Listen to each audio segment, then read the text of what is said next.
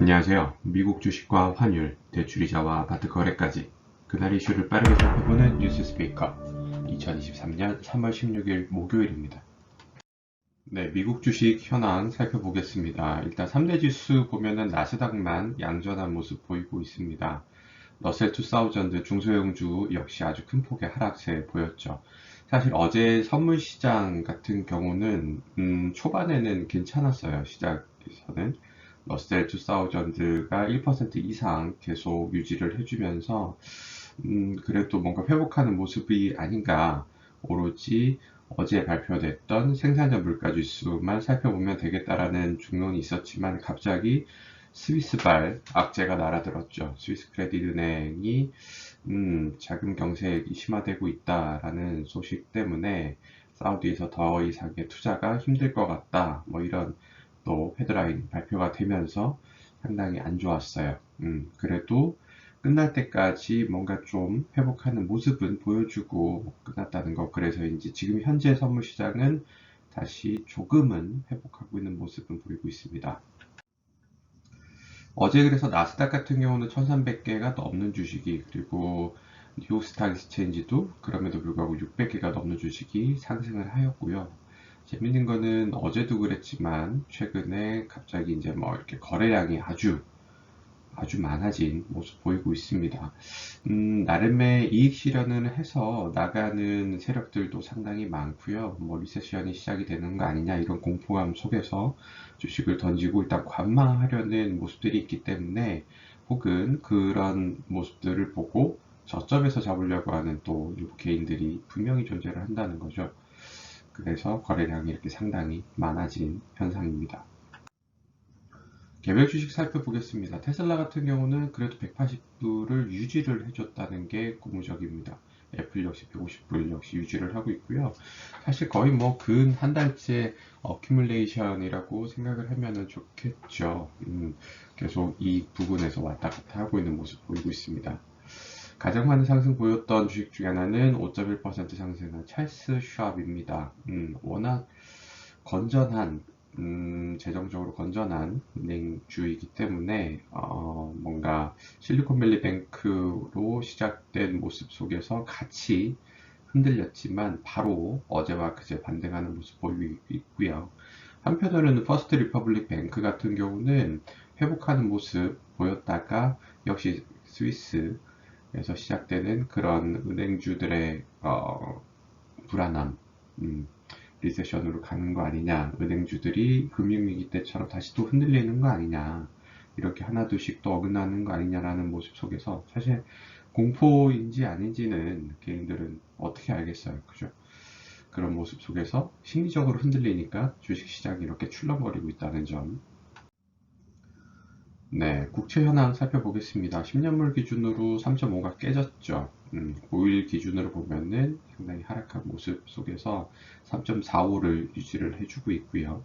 2년물 같은 경우는 3.89, 4%를 하회해서 내려가는 모습 보이고는 있습니다. 일단 주요 지표들은 발표가 다 된 거예요. FMC가 이제 다음 주에 진행이 될 예정이기 때문에 한번 지켜보시죠.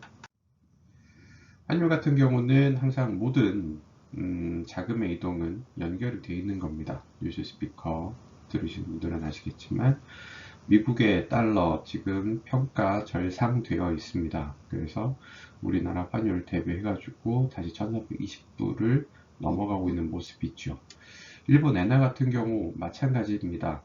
거의 1000원 가까이 근접했다가 왔다 갔다 하는 모습 보이고 있었는데 이 흐름이 하나의 저항선을 넘어섰어요. 일본 엔화가. 그래서 어떤 모습을 보일지 또 귀추가 주목이 되고 있습니다.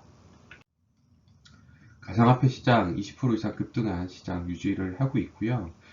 자금들이 또 어디로 갈지 모르는 거예요. 모든 뭐 주식이든 채권이든 가상화폐든 외환시장이든 다 거래량이 중요합니다. 어디로 자금이 몰릴 것이냐, 원자재, 뭐 유가로 몰릴 것이냐, 뭐 가상화폐로 몰릴 것이냐, 그런 거에 따라 달라지는데, 올해 들어서는 가상화폐에 돈이 먼저 옮겨지는 현상이 계속 보여지고 있는데, 이번에도 마찬가지로 먼저 돈이 움직였습니다. 그래서 계속 이 정도 수준 유지하고 있고요. 과연 25,200불을 넘어설 수 있는지도 확인하면 재밌겠죠. 우리의 대출이자 주택담보대출 보겠습니다. 레버리지를 위해서 많이들 관심을 갖는 분야인데, 어제 코픽스 발표가 돼서 국민은행 기준으로 하단금리가 4.25까지 내려가 있습니다. 상단금리도 6%가 깨진 모습이라서 고무적이긴 한데, 이게 또 데이 바이 데이로 조금씩 올라갈 예정이니까 그런 것도 참고해 보시면 좋을 것 같습니다. 물론 중요한 거는 다음 주에 있을 FOMC, 미국의 금리 발표가 어떻게 될 것이냐에 따라서 우리나라와의 차이 잘 유지가 될 수 있을지, 아니면 금리가 차이가 많이 나면 자금이 빠져나가는, 마찬가지로 거래량에 문제가 생기기 때문에 과연 그 문제를 어떻게 극복할 수 있는지에 따라서 또 향후 방향성이 달라진다는 얘기가 되겠죠. 네, 정기 예금금리 큰 폭의 차이 없이 이 정도로 유지하고 있기 때문에 코픽스가 내렸다는 겁니다.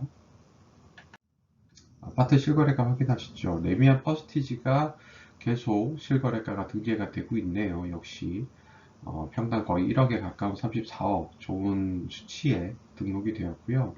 압구정 현대아파트와 더불어서 한양아파트입니다. 갤러리아 쪽에 위치하고 있는 한양아파트 28억까지 실거래 보여줬고요. 경인궁 자이아파트 같은 경우는 2단지, 3단지 각각 거래가 조금씩 붙고는 있습니다.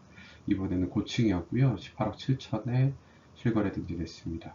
올림픽 서수촌 1단지 17억 5천에 등재가 됐고요. 힐스테이트 녹번역 10억 4천, 최고가가 11억 5천 5백이었네요.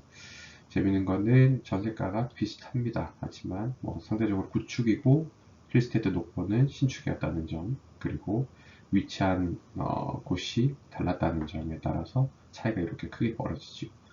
힐스테이트 다산입니다. 14억 4천까지 올라갔었어요. 신축 아파트 8억 2천에 실거래 등재됐습니다. 네, 3월 코픽스 신규 어제 15일이 있기 때문에 매달 15일에 발표가 됩니다. 3.82로 발표가 됐고요. 이 코픽스는 아시다시피 자금 조달 비용 지수예요. 우리나라 8대 은행들이 자금을 조달을 할 때 얼마나 비용을 썼는지에 따른 평균을 내는 겁니다. 그 조달 비용의 평균. 그래서 3.8이 좀 내려갔기 때문에 이거를 반영한 우리들의 대출이자 급게 내려갔다는 그런 얘기가 되겠습니다. 미국의 생산자 물가지수 발표가 됐어요. 4%는 예상을 하지 못했는데 5%대였지만 파격적으로 4%에 4.6에 작년 대비해서 아주 큰 폭으로 내려간 모습 보여졌습니다. 하지만 이 중에서 제조업 관련된 수치가 내려가서 제조업이 꺾인다는 거는 역시 리세션을 또 얘기하는 거 아니냐, 이런 또 불안감이 있습니다. 지표에 따라서 무조건 굿뉴스가 굿뉴스는 아니라는 점이 특히 작년부터 이어지고 있는 어떤 하나의 키포인트니까 우리 뉴스 스피커 여러분들은 꼭 참고해야 되겠습니다. 실적 발표 계속 지속이 되고 있어요. 회계연도라고 얘기를 하죠. 모든 기업들의 회계연도는 무조건 1월부터 12월까지가 아닙니다. 그렇기 때문에 반영되는 실적 발표가 각기 다르다는 점, 이렇게 4사분기 실적 발표가 끝나고 나면 바로 또 1사분기 실적 발표가 이어진다는 점도 참고하면 좋을 것 같습니다. 과연 지금의 이 추세가 어떻게 극복이 될 수 있는지 선물시장부터 잘 살펴보도록 하고요. 뉴스 스피커가 항상 함께 하겠습니다. 여러분도 오늘도 돈 버는 하루 되시고요. 뉴스 스피커였습니다.